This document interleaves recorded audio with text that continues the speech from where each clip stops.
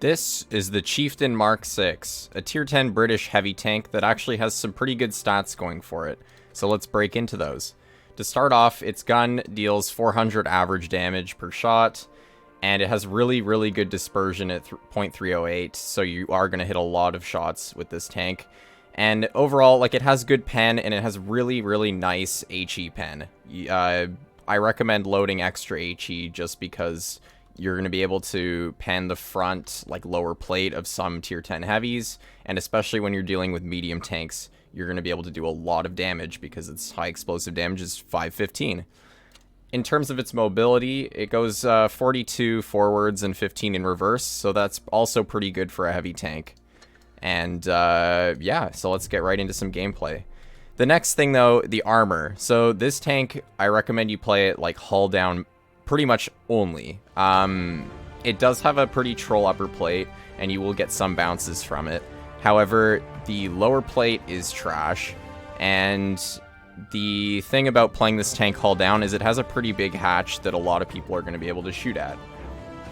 Not only does it have the hatch, but if you're in a tank like the 113, or if you're up against tanks that have really high pen, heat, or premium shells, they can just pen you in certain angles, like right on your turret. They don't even need to aim for the hatch.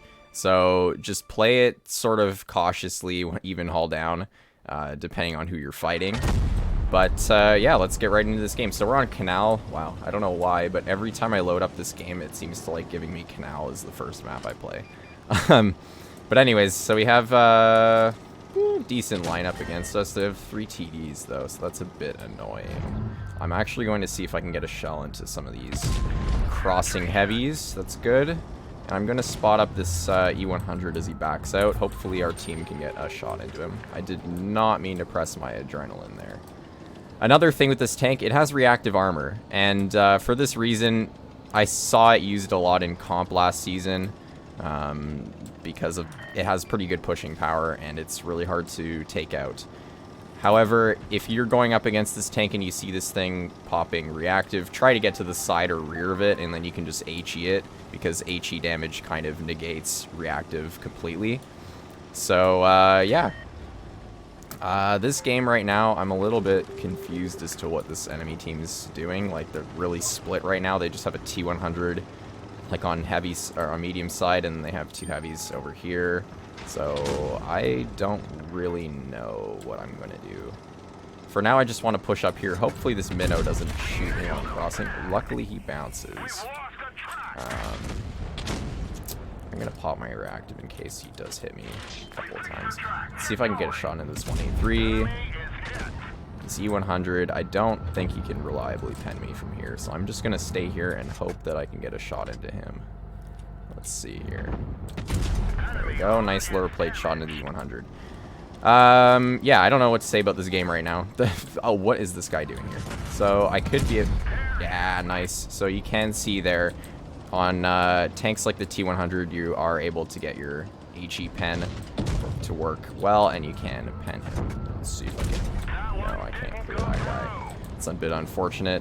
I might end up pushing up here because I see that there is a 183 behind me. So I'm going to try and clear the 114, get away from this 183, and let's get a clear shot into the Conqueror. I don't know what he's doing up there.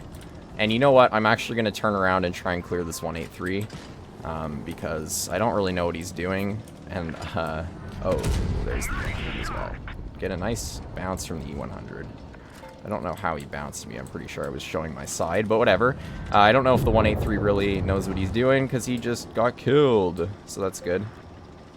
Anyways, we're going to push on over to the E100. I have quite a bit of HP left, so I don't really care if I take a shot from this guy. Although that T100 is going to be a pain to deal with. So I might see if I can... I don't know if that hit him at all. Oh boy. Alright, well, if I'm going to win this game, I'm going to have to kill this T100. And the shell doesn't hit his lower plate. That's very unfortunate here. Oh boy. Well, luckily, T100 is a one-shot, but so am I to this It's E100, and I'm actually a one-shot to the T100 as well, hopefully. Get a nice clear into him. This E100 can't shoot me now, I'm behind the rock. And, yeah, that's about it for this game. Let's finish off that. That was a really nice shot into him. Oh my gosh, the minnow actually bounces me. That's kind of crazy. I don't know how he manages to do that. I might be able to bait a shell. No, I'm not even going to bother. I'll just let him roll around the corner and get one more into him. He finishes me off, but it doesn't matter. So that was a pretty good game. A little bit scuffed there. I kind of fat-fingered a lot of my keys at the beginning and pressed stuff that I didn't want to press, like my reactive. But you can see there the Chieftain's gun, it has a lot of DPM. Like, it has almost 3K width calibrated. So you're able to out DPM a lot of heavies. And wow, we actually aced that game too. That's impressive. I didn't know that you could ace the Chieftain with 3.9K. But anyways, yeah, pretty good game. Overall, I mean, I don't know what their team was doing. They split really weirdly. So I was a little bit confused as to who to go for. I'm going to be honest there. And yeah, overall, pretty good game. We are on Himmelsdorf. So that last game, I wasn't exactly... I mean, I was able to use my tank hull down a little bit. This map is okay for hull down, actually. There's a lot of spots on heavy side, depending on where our team goes, of course, where you can, like, sit behind the mounds and use your turret armor to your advantage. But again, I'm not sure where this team is going to go. I'm going to go medium side. Yeah. So when going medium side, there's not really many hull down spots. So I'm going to have to play a little bit more passive depending on what their enemy team does. Just so I don't lose all of my HP, especially to tanks like that 268 who can just rip me apart because it has so much pen. Luckily for us, this 121 is actually just dead already. It's been less than a minute, and he's just thrown his tank away. That's pretty impressive.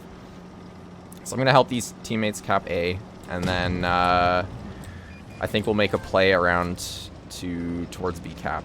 Their team's going to rotate into our spawn, but that doesn't really matter for me. What I'm trying to do at this point is get rid of their tanks like the 268 that have a lot of pen that can deal with me easily. I don't know what our B4 is doing. Okay, well, we're just going to cap B as well, so then they don't have 3 base caps on us, because that's never good. And while we're at it, I wonder if I can get a shot into you. No, I can't even pen him. E100 is such good turret armor, it's kind of crazy. They just keep buffing that thing. And yeah, I still can't even pen it. I thought he was going to angle it enough for me to pen it, but I guess not. So, at this point in the game, I am probably just going to hold medium side. Our VK got himself caught out in a really bad spot. Sorry, Grill. Yeah, so I don't really know. I can't even help him at this point. He's kind of a lost cause. So yeah, I'm going to wait for their team. Their team's going to YOLO this side. They're doing like a whole ass circle around the map. Like, look at this. They've literally... Okay, what are you guys doing? Can you let me get through, please? Yeah, they've literally done a whole circle around the map, and now they're like coming back towards their spawn. I'm going to get a shot into that Sturv, and I think if I just sit here, I should be able to get some shots in the E100 just because I'm above him now, so his turret armor isn't going to be as strong. So there we go. That's good. One shell into the E100's turret. Gonna load some more premium, because who doesn't love firing premium at E100 turrets? There's another shell, and we're gonna get a standard shell. Nice max roll too for 500 right into his turret.